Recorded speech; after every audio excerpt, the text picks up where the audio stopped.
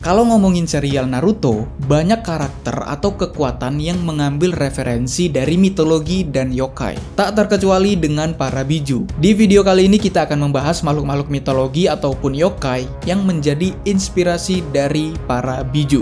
Tapi cuy, dari yang aku baca di internet, kebanyakan dari mereka menuliskan kata mungkin. Jadi misalnya kayak mungkin inspirasi Kyuubi ini, mungkin inspirasi Ichibi ini, mungkin inspirasi Hachibi itu. Jadi kebanyakan mungkin. Seolah-olah belum ada penjelasan dari Masashi Kishimoto selaku mangakanya tentang inspirasinya dalam membuat karakter para biju ini. Cuman kalau kalian tahu penjelasan dari Pak Kishimoto tentang inspirasinya membuat karakter biju ini, kalian boleh komen.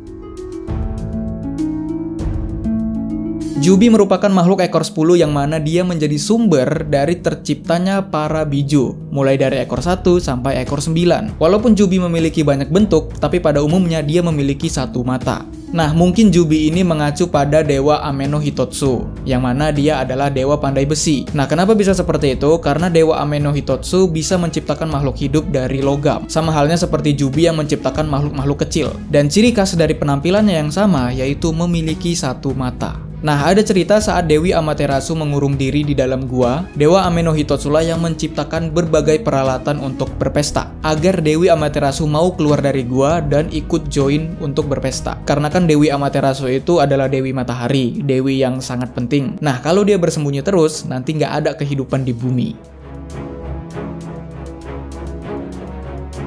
Kyuubi atau juga bisa dibilang dengan Kurama adalah biju ekor 9 yang mendiami diri Naruto. Yang mana Kurama ini disegel ke dalam tubuh Naruto oleh ayahnya sendiri.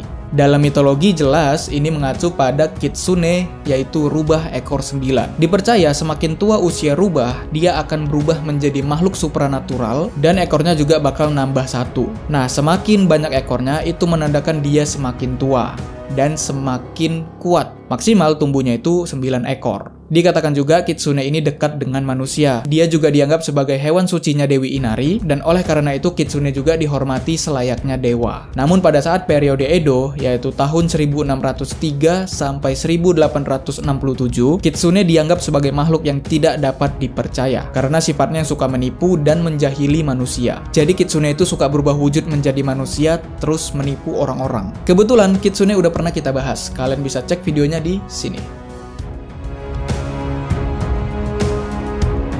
Hachibi atau juga bisa dipanggil dengan Gyuki adalah biju ekor 8 yang mendiami diri Killer Bee. Nah, di sini orang-orang memiliki dua perbedaan pendapat tentang siapa yang menjadi inspirasinya Hachibi. Yang pertama bilang kalau Hachibi itu terinspirasi dari Yamata no Orochi, makhluk naga yang memiliki 8 kepala dan 8 ekor, yang mana di akhirnya nanti dikalahkan atau dibunuh atau ditebas oleh Dewa Susanoo. Alasan kenapa Hachibi dikaitkan sama Yamata no Orochi adalah ekornya yang 8. Walaupun penampilannya itu jauh beda. Hachibi itu campuran sapi sama gurita, sedangkan Yamata no Orochi itu naga, ular naga. Nah, yang satunya lagi mengatakan kalau Hachibi terinspirasi dari yokai Usioni. Usioni merupakan makhluk yokai yang berkepala sapi. Variasi wujudnya ada banyak, cuman umumnya itu dia kepala sapi, terus badannya serangga. Ada juga yang kepala sapi, terus badannya manusia, kayak Minotaur. Ada juga yang badannya yang sapi, tapi kepalanya kepala iblis, kepala Oni. Usioni biasanya tinggal di sepanjang pantai berbatu. Ketika ada yang mendekati sarangnya, dia bakal membunuh orang tersebut dengan sangat kejam. Dia juga pernah menghancurkan kota yang sama berulang-ulang kali. Nah, bukti yang kuat kenapa Usioni menjadi inspirasinya Hachibi adalah nama lain dari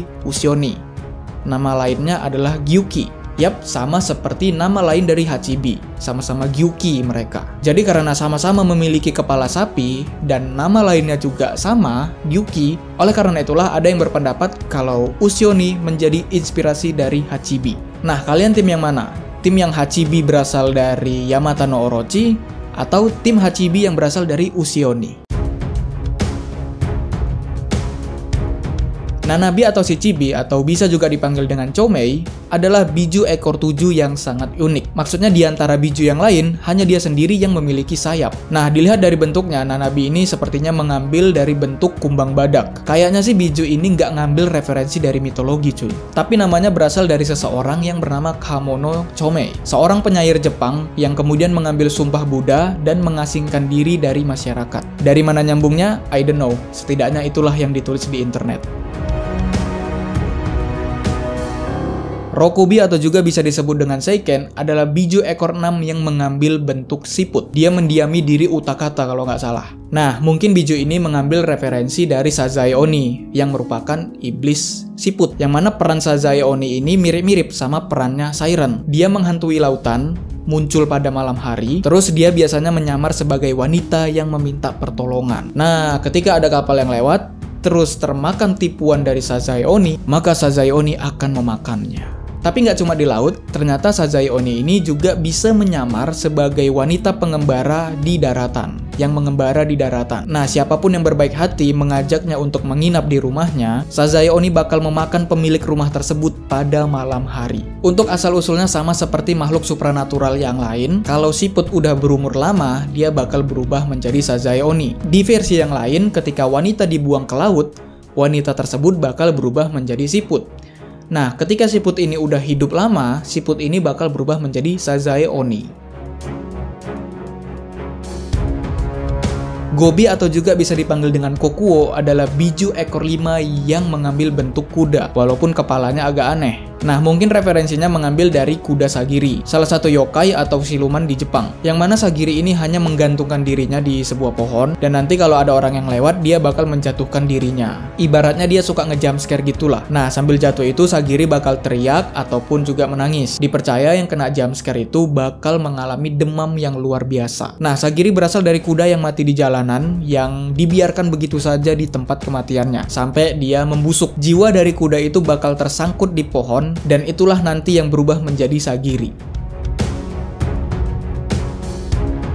Yonbi atau bisa juga dipanggil dengan Son Goku adalah biju ekor 4 yang mengambil bentuk gorila. Dari namanya yang Son Goku, jelas ini mengambil referensi dari Sun Wukong dari Journey to the West, Perjalanan ke Barat, novel yang rilis di abad ke-16. Manusia kera yang sangat kuat, namun dia menjadi sombong dan mendapat hukuman dari Buddha. Pembahasan Sun Wukong ada di video ini.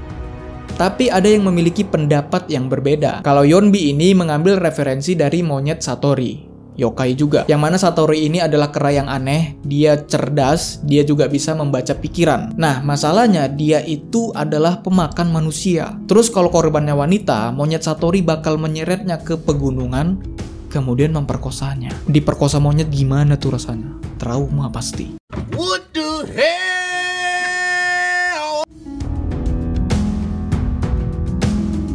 Sanbi atau bisa juga dipanggil dengan Isobu adalah biju ekor 3 yang mengambil bentuk penyu atau kura-kura. Namun cangkangnya berduri dan dia memiliki tangan seperti tangan manusia. Nah, orang-orang berpendapat kalau Sanbi ini merupakan kombinasi dari beberapa yokai. Yang pertama Suppon no Yurei. Ini adalah yokai penyu. Mungkin bentuk penyunya yang dianggap sebagai referensinya ya. Pernah sekali ada seorang manusia nelayan yang berhasil menangkap penyu-penyu, kemudian dibikinkan sup, terus dijual. Nah, jiwa-jiwa penyu yang mati tersebut dendam kepada nelayan itu dan menghantui keluarga nelayan tersebut. Bahkan anak yang baru lahir di keluarga tersebut memiliki wajah seperti penyu. Baru Sanbi juga dikaitkan dengan Umibozu, yang mana wujud Umibozu itu tidak seperti penyu ataupun kura-kura, melainkan seperti manusia raksasa yang botak. Kenapa botak? Karena diyakini Umibozu ini berasal dari para biksu yang mati di laut. Nah, Umibozu ini kan tinggal di laut, dan dia bakal menampakkan diri ketika dia akan menghancurkan kapal. Dan terakhir, ini selain dianggap sebagai referensinya, inspirasi namanya juga dianggap dari sini. Dia adalah Isonade yang merupakan monster ikan. Jadi nama Isobunya mungkin terinspirasi dari Isonade. Ini adalah monster yang ditakutkan para nelayan di Jepang. Dia terlihat seperti hiu dan dia bakal menyerang kapal apapun yang berada di sekitarnya. Nah, sayangnya tidak ada tanda-tanda kalau Isonade ini akan menyerang. Tanda-tandanya bakal muncul di detik-detik sebelum Isonade menyerang. Jadi kita nggak sempat menghindarinya gitu. Di situ kita ngelihat tanda-tandanya, disitulah kita bakal diserang. Nah, di sini ada dua tanda, yaitu angin yang kencang, yang mana itu berasal dari kipasan ekornya Isonade. Yang satu lagi adalah warna laut yang berubah menjadi merah. Cuman ya seperti yang aku bilang tadi, kalau kita udah melihat tanda-tanda itu, lautnya merah, terus ada angin kencang, kapal kita udah pasti diserang. Karena itu detik-detik sebelum Isonade menyerang. Dan ya, di sini sangat ironis, alih-alih mau menangkap ikan, malah mereka yang ditangkap sama ikan. Jadi itulah dia biju Sanbi. Orang-orang menganggap kalau dia berasal dari kombinasi beberapa yokai. Nibi atau juga bisa dipanggil dengan Matatabi merupakan biju ekor 2 yang mengambil bentuk kucing berapi biru. Biju ini tentunya mengacu pada yokai Nekomata, yaitu siluman kucing berekor 2. Cuman kucingnya bukan kucing berapi biru. Sama seperti hewan supranatural di Jepang pada umumnya, ketika kucing tersebut hidupnya udah lama, ekornya kan makin panjang tuh. Nah, ekor yang panjang itu bakal terbelah menjadi 2. Terus kucing tersebut mendapatkan kekuatan, kecerdasan, dan bisa berbicara bahasa manusia. Dia juga bisa berdiri dengan kedua kakinya. Kucing yang berubah menjadi Nekomata diyakini menyihir pemilik rumah agar menjadi budaknya. Jadi pemilik rumah kayak seolah-olah jadi budak. Kucing di rumah itu yang jadi raja. Nah, kalau kalian merasa dijadikan budak oleh kucing, mungkin dia adalah Nekomata. Nekomata juga memiliki kemampuan nekromantik. Dia bisa membangkitkan mayat dan mengendalikannya. Nah, untuk jaga-jaga, jadinya orang Jepang itu memperlakukan kucing dengan baik. Takutnya kalau kita jahat ke kucing, terus kucing tersebut berubah menjadi Nekomata, dia bakal membunuh kita dengan sangat kejam. Dan mitos ini juga yang membuat orang-orang Jepang itu memotong ekor kucing biar dia nggak tumbuh panjang dan tidak terbelah menjadi 2. Sehingga itu mencegah dia untuk berubah menjadi Nekomata. Baru untuk namanya Matatabi, ini mengacu pada tanaman obat bagi kucing. Nama Inggrisnya itu Silvervine, nama Jepangnya Matatabi. Dan yang terakhir yaitu Ichibi, atau bisa juga dipanggil dengan Sukaku, yang mengambil bentuk rakun. Ini udah pasti merujuk ke makhluk tanuki, yokai rakun di Jepang. Tanuki ini imbang-imbangan sama kitsune, sama rubah ekor 9 dalam masalah kepopuleran dan hal menipu. Tanuki bisa aja datang ke toko, terus membeli sesuatu yang dia inginkan, dan ketika dia sudah pergi jauh dari toko tersebut, uang yang dia berikan itu bakal berubah menjadi daun. Kebetulan udah pernah kita bahas, dicek aja, dan disitu kita banyak membahas tentang bijinya yang serbaguna. Nah, untuk namanya Sukaku ini mengacu pada salah satu kisah tentang tanuki. Nah, yang mana tanuki ini menyamar sebagai pendeta di kuil Buddha, atau bisa juga kita bilang biksu. Dan biksu tersebut dipanggil Sukaku. Nah, suatu hari ada salah satu orang yang melihat Sukaku tertidur.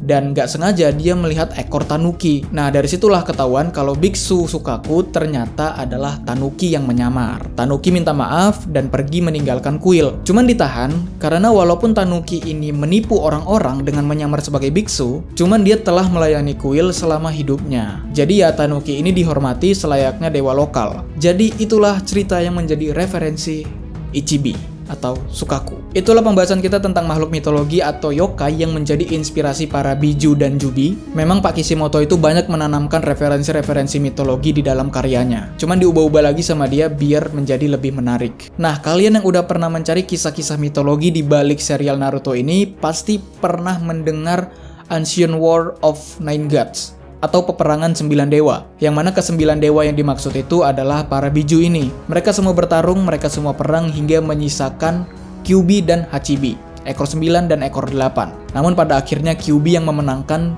peperangan 9 dewa ini. Tapi ujung-ujungnya mereka semua tersegel di 9 kuil yang tersebar di Jepang.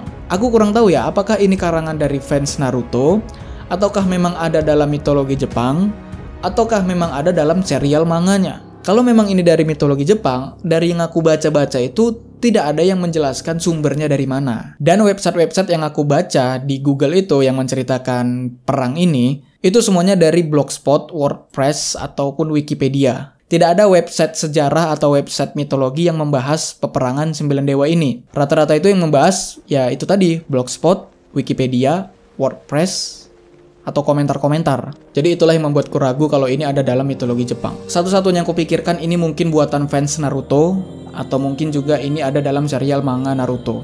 Ya aku agak-agak lupa sih sama alurnya. Jadi menurut kalian gimana? Apakah peperangan 9 biju ini memang ada di mitologi Jepang atau tidak? Komen di bawah. Jadi itu aja, terima kasih udah nonton dan sampai jumpa di next video.